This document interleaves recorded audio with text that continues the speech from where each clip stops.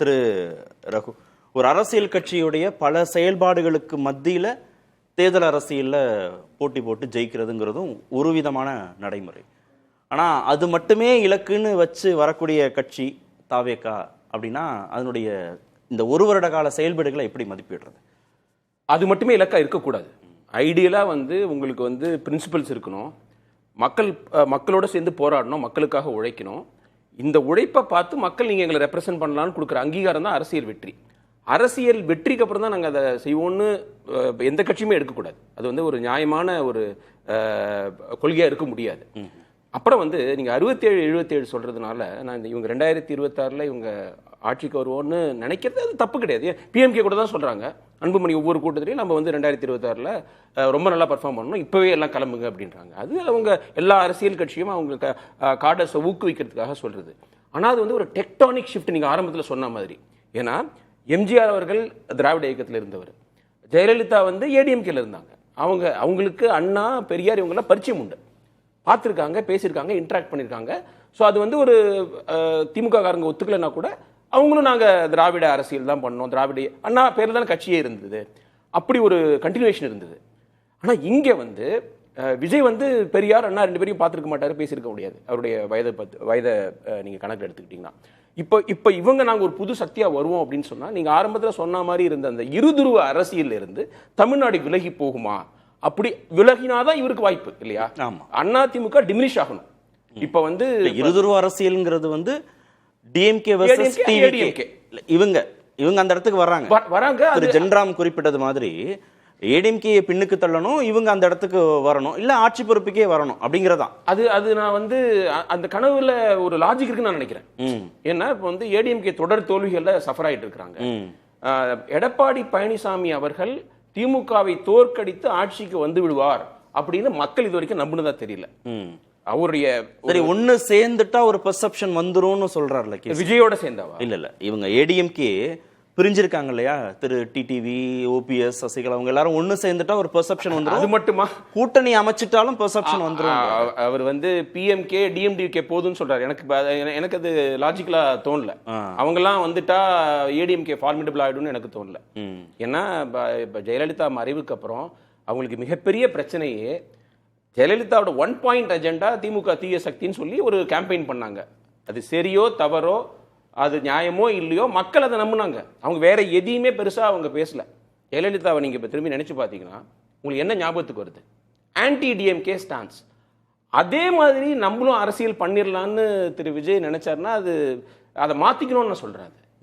அதோடைய செல் by date முடிஞ்சிருச்சு. S, திமுக எதிர்ப்பு வாக்கு. இப்ப இங்க யாரை எதிர்த்து அரசியல் பண்றது, யாரை ஆட்சி பொறுப்புல அகற்ற போறோம்னு மக்கள் பேசுறது கரெக்ட் இல்ல. நான் திமுக எதிர்க்க கூடாதுன்னு சொல்லணும். இங்க எதிர்க்க வேண்டிய சக்திகள் நிறைய இருக்குது. திமுக எதிர்ப்பு உங்களோட பிரதானமா இருக்கட்டும். அவங்க இப்ப ஆட்சியில் இருக்காங்க, எதிர்கட்சியில் இருக்கும் போதே அவங்க எதிர்த்து அரசியல் பண்ணுவாங்க. அவங்க ஆட்சியில் இருக்கிற போது 100% அவர் எதிர்த்து கேள்வி தான் கேட்கணும். பட் அதை கன்சிஸ்டன்டா பண்ணணும். இல்ல அது பண்ண வேணாமா, இல்ல அது மட்டுமே பண்ண வேணாமா? அதாவது அது ஒரு ஈஸி வே அவுட். ஜெயலலிதாக்கு அது கை வந்தது. அவங்க பெரிய எதிர்கட்சியா இருக்கும்போது பெரிய ஆக்ஷன்ஸ்லாம் எதுவும் பண்ண மாட்டாங்க. திமுக செய்யற மாதிரி நிறைய போராட்டங்களோ. திமுக எதிர்ப்புங்கிறத விட கருணாநிதி எதிர்ப்பு. ஆமா, ஆல்மோஸ்ட் ரெண்டு ஒண்ணு தானே. அவர் தானே திமுக 50 வருடம் தலைவரா இருந்தவர் தானே அந்த கட்சியை ரெப்ரசென்ட் பண்ணாரு. அது அந்த தனி மனித தாக்குதல். அது ஒரு என்ன சொல்றது, இனம் புரியாத தாக்குதல். மேபி கருணாநிதி கேட்டா இனம் புரிந்த தாக்குதல் சொல்லுவாரு. ஜெயலலிதா அப்படி செஞ்சதுக்கு அவங்களுக்கு பலன் கிடைச்சது. இந்த ஆன்டி டிஎம்கே ஓட்ஸை கேல்வனைஸ் பண்ற எபிலிட்டி அவங்களுக்கு இருந்தது. இன்னொன்னு ஏடிஎம்கே மட்டுமா இருந்துச்சு அந்த திமுக எதிர்ப்பு வாக்குகளை பெறக்கூடிய, அறுவடை செய்யறதுக்கு அவங்க மட்டும் இருந்தாங்க. ஆமா, இப்போ பிஜேபி பெரிய அளவுல வளரலனா கூட அவங்களும் கொஞ்சம் வாக்குகள் எடுப்பாங்க. சீமானும் வாங்குவாரு. இப்போ அதை விட முக்கியம் ஏடிஎம்கே மேல மக்களுக்கு நம்பிக்கை இல்ல. சோ இவங்க திமுகவை தோக்கடிப்பாங்கிற நம்பிக்கை வந்தாதான் அவங்க போடுவாங்க. இப்போ எந்த கட்சிக்குமே இல்லாத வாக்காளர்கள் இருக்காங்கல்ல, அவங்கள எது பெர்சுவேட் பண்ணும்னா இந்த கூட்டணி அல்லது இந்த கட்சி தோற்கடிக்கும் அப்படின்னு நினைச்சா போடுவாங்க. சரி, இப்போ திரு லைலாமணி கணக்கு மாதிரி ஏடிஎம்கே மேல அந்த பெர்செப்ஷன் வரல, மக்களுக்கு நம்பிக்கை வரலன்னா இன்னொரு ஆல்டர்னேட்டா விஜய் இருக்காரே, புதுசா வந்திருக்காரேன்னு போக மாட்டாங்களா? எக்ஸாக்ட்லி, அதுதான் அவருடைய பிளான். இப்ப பிளான் ஓகே, யதார்த்தம் என்னன்னு கேக்குறேன். கடினம். இப்ப நீங்க வந்து 1977ல எம்ஜிஆர் அவர்கள் வந்தா மாதிரி விஜய் வரதுக்கான வாய்ப்புகள் குறைவு தனியா. அதனாலதான் அவர் அதிகாரத்துல பங்குன்னு சொல்றாரு. அவர் வந்து கள நிலவரத்தெல்லாம் தெரியாதவரை இருக்க முடியாது, நம்மளோட பாப்புலாரிட்டியை வச்சு நம்ம வந்துடலாம் அப்படின்னு அவருக்கு தோணாது. சரி, இப்படி புரிஞ்சுக்கலாமா? ஏடிஎம்கேக்குன்னு ஒரு 20-25% வாக்கு வங்கி இருக்கு, டிஎம்கேக்குன்னு அதே அளவுக்கான வாக்கு சதவீதம் இருக்கு. இந்த ஆன்டி டிஎம்கேங்கிறது 5-10 அது மட்டும் இங்க ஷிஃப்ட் ஆகிறதுனாலையும் விஜய்க்கு பயன் இல்லையா? அப்போ இல்ல, அது உங்களுக்கு சப்ஸ்டான்ஷியலா ஒரு ஆட்சி அமைக்கிறதுக்கான பலனை கொடுக்காது. ஏன்னா நீங்க சொன்ன மாதிரி ஏடிஎம்கே பிரிக்குது, பிஜேபி இவர் வந்து பிஜேபி எதிர்க்கிறாரு, பிஜேபி கூட்டணி போக முடியாது. ஏடிஎம்கே பத்தி இது வரைக்கும் பேசல. அதுதான் வந்து அவங்களோட கூட்டணி பேசுவாரோ அல்லது ஆல்ரெடி பேச ஆரம்பிச்சு அந்த சந்தேகத்தை தான் திரு ஜென்ராம் அது குவைட் பாசிபிள். ஏன்னா ஏடிஎம்கேக்கு வந்து 2026 ஒரு வாட்டர் ரூம் என்ன பொறுத்த வரைக்கும் எல்லாரையும் விட முக்கியமான எலெக்ஷன் அவங்களுக்கு தான். விஜய் வந்து ஆட்சிக்கு வரல பிரச்சனை இல்ல, முதல் கையில சாட்டையெல்லாம் வச்சு எம்ஜிஆர் மாதிரி எல்லாம் பட போஸ்டர் வந்திருக்கு. அதெல்லாம் அவங்களோட ஸ்ட்ராட்டஜிங்க. அவங்க வந்து அந்த மாதிரி அவங்க அவரை எஸ்டாப்ளிஷ் பண்றாங்க. அதுலயும் ஒரு நியாயம் இருக்கு. என்ன பொறுத்த வரைக்கும் எம்ஜிஆர் ரஜினிக்கு அப்புறம் மக்கள் ஆதரவை ரொம்ப அதிகமா பெற்ற ஒரு நடிகர்னா விஜய் தான். அந்த லீக்ல இருக்காரு. சினிமா ஓட் கன்வர்ஷன்ல சினிமா பாப்புலாரிட்டியில சொல்றேன்.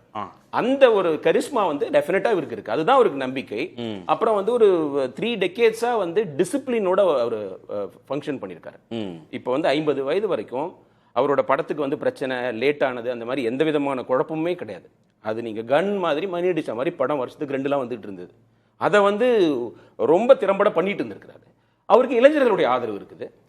குழந்தைகள் பெண்கள் கிட்டயும் அவருக்கு வந்து ஒரு நல்ல பேர் இருக்குது. குழந்தைகள் ஓட்டு போட முடியாது, பட் பெண்கள் ஓட்டு போட முடியும்.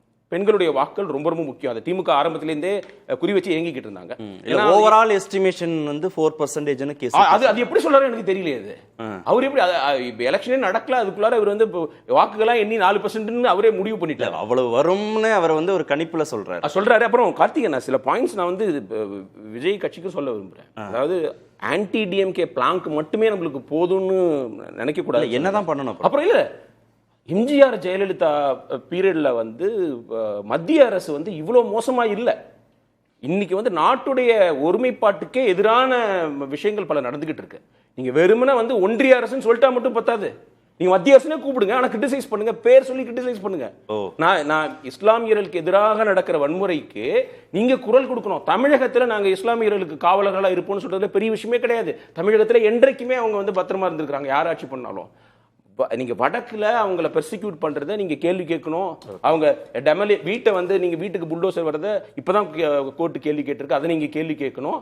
நீ தமிழ்நாட்டிலேயே நான் என்ன சொல்றேன், நீங்க திமுக எதிர்ப்பு மட்டும் பத்தாது, பிஜேபி எதிர்ப்பும் அது மட்டுமே நம்ம அதுவும் செய்யணும்ன்ற. ஏன்னா எம்ஜிஆர் இந்திரா காந்தியும் கொஞ்சம் ஆட்டோகிராட்டிக் தான், பட் நாட்டுடைய ஒருமைப்பாட்டுக்கு நம்ம ஃபெடரலிசத்துக்கே வந்து ஒரு அச்சுறுத்தல்லாம் அப்ப கிடையாது. இப்ப இருக்குதுங்க. இப்போ இவங்க எந்தெந்த யாரு ஆட்சி செய்யறாங்க மாநிலம்னு பார்த்து இவங்களுடைய திட்டங்களை போடுறாங்க. எதிர்க்கட்சிகள் ஆட்சி செய்யற மாநிலங்களுக்கு ஃபண்ட்ஸ் ஒழுங்கா கொடுக்கறது இல்ல, அவங்களுடைய அட்டானமியை புடுங்குறாங்க, இது இண்டிபெண்டன்ட் இன்ஸ்டிடியூஷன்ஸ் உடைய சுதந்திரத்தை நசுக்குறாங்க. இதெல்லாம் பத்தி அவர் பின் பாயிண்ட் பண்ணி பேசணும். இது வரைக்கும் அவர் அமித்ஷானோ திரு மோடினோ பேரை சொல்லவே இல்லை. ஒன்றிய அரசுன்னு சொல்லிட்டா எல்லாமே அதுல அடங்கிடுமா அந்த கேள்வி. அப்புறம் மக்களை பாக்குறதுல திரு லயலோமணி சொல்ல கூட நான் ஏத்துக்கிறேன். சட்ட ஒழுங்கு பிரச்சனை வந்துடும், அவருடைய ஸ்டார் வேல்யூனால கூட்டம் கூடி வேற ஏதாவது திசைக்கு போயிடும் அந்த போராட்டமே, டங்ஷன் போராட்டம். அதெல்லாம் நியாயமான கன்சர்ன் தான். பிரஸ் பார்க்கலாமே. இன்னைக்கு வந்து தமிழ்நாட்டில் வந்து காவல்துறையுடைய ஓவர் ரீச்சை பத்தி பேசலாமே. பத்திரிகையாளர்களுடைய செல்போன் எடுக்கிறாங்க, சீஸ் பண்றாங்க.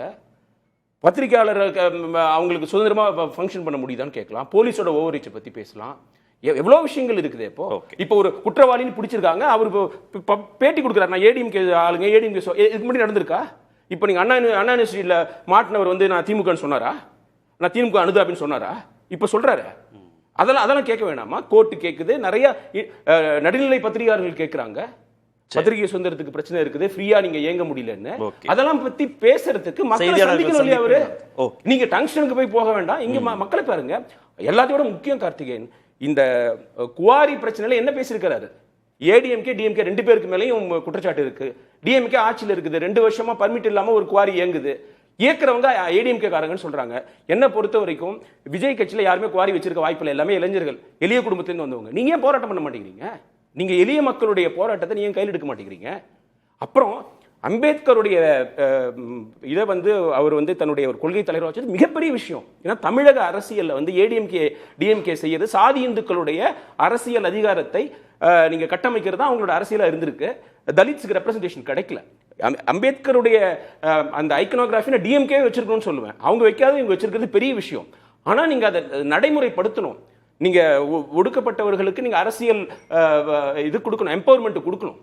அதுலயே சில நம்மளுக்கு கான்ட்ரவர்சிலாம் அது எனக்கு உண்மையானு தெரியல. திரு லயலோமணி தான் சொல்லணும், அவங்களுக்கான பங்களிப்பு நீங்க கொடுக்கணும். 20% இருக்கிறவங்களுக்கு இது வரைக்கும் ஒண்ணுமே கொடுக்கல. பட்டியல் சமூகத்தை சேர்ந்தவங்க கொடுக்கணும், 100% கொடுக்கணும். பேசும். ஏன்னா இப்போ கோவி செழியன் தான் தலித் சமுதாயத்தில இருந்து ஒரு முக்கியமான மினிஸ்ட்ரியில இருக்கிறார். திராவிட கட்சிகள் ஆட்சியில காங்கிரஸ்ல இருந்திருக்காங்க. கக்கன் இருந்திருக்காரு, பரமேஸ்வரர் இருந்திருக்காரு. இவங்க வந்து சும்மா ஒரு கருவேப்பிலை மாதிரி தான் கொடுத்துட்டு இருந்தாங்க, திமுகவும் ஏடிஎம்கேவும். இப்ப கொடுத்துருக்காங்க. அது இன்னும் அதிகமாகணும், பத்தாது, பேக்லாக்லாம் இருக்கு.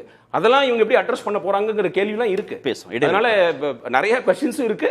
அஃப்கோர்ஸ் நம்மளுடைய வாழ்த்துக்களும் உங்களுக்கு இருக்கு. ஏன்னா வந்து 2வது வருடத்துல அடியெடுத்து வச்சிருக்கு.